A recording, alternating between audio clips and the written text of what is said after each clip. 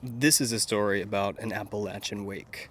In June of 1862, General Robert E. Lee led his men against General Porter's men at Gaines Mill outside of Richmond, Virginia. My fourth great-grandfather, James Madison Honeycutt, his 5 sons were signed up for the Confederate Army, and his 19-year-old son, my third great-uncle, Andrew Young Honeycutt, was sent here to Gaines Mill with Orr's rifles from South Carolina. The battle that took place here is called the 7 Days Battle, and on the second day of June 27th, 1862, my 19-year-old Uncle Andrew lost his life in the conflict. My fourth great-grandfather, James Madison Honeycutt, took a mule and cart from Salem, South Carolina to Richmond, Virginia.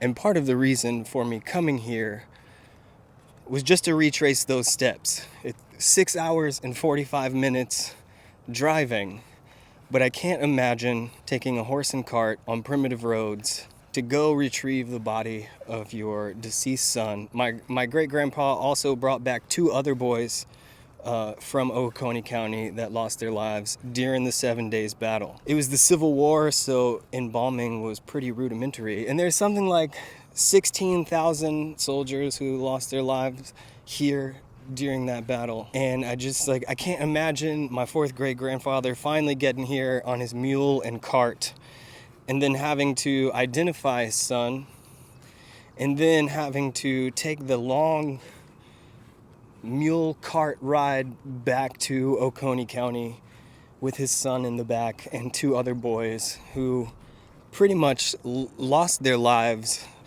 for no reason. There's some cannons out here. The rest of the story is that my fourth great-grandparents wanted the other 4 sons to come home for the funeral.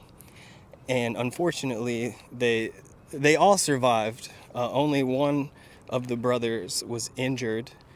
One of the other brothers was injured. William John Honeycutt, I just did a story about him. He would eventually go on to be murdered in Walhalla, South Carolina, or outside of West Union, South Carolina. But the story goes that they packed Andrew's body in coal in his casket and kept him on the porch. And my fourth great-grandmother sat out there for 6 weeks. 6 weeks she sat beside his body, knitting, waiting for her other 4 boys to come home.